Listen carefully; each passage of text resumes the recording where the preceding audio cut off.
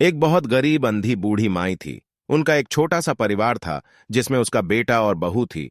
बूढ़ी माई की भगवान श्री गणेश में बहुत श्रद्धा थी। वह हमेशा गणेश जी की पूजा करती थी।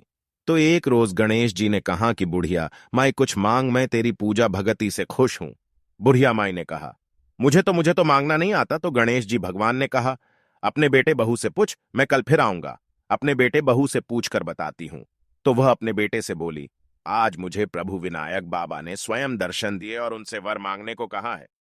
मुझे तो पता नहीं क्या मांगना चाहिए। तो तुम दोनों ही कुछ सोच समझ कर बताओ, क्या मांगना चाहिए। वो कल फिर आएंगे। बेटे ने कहा कि मां धन दौलत मांग ले। और फिर अपनी बहू से पूछा तो वह बोली कि सासू जी, हमारी शादी को काफी समय भी हो गया है और आपको पोता भी चाहिए, तो क्यों ना पोता ही मांग लो। तो बुढ़िया माई ने सोचा कि यह दोनों तो अपने मतलब की चीज मांग रहे हैं, सो सोचा मेरी प्यारी सहेली से पूछती हूं, वो सही ही सलाह देगी। पड़ोसन से जाकर कहा कि मुझे बिंदायक जी ने कहा है कि कुछ मांग।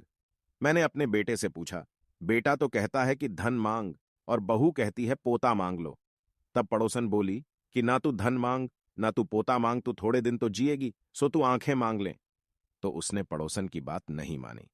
सरल सी बुढ़िया माई घर पर जाकर सोचने लगी कि ऐसा क्या वरदान लिया जाए कि बेटा बहू भी खुश हो जाए या मेरे मतलब की बात भी हो जाए।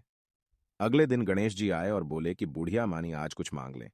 तब वह बोली, आंख दे, जिससे सोने के कटोरे में पोते को दूध पीता देखूं।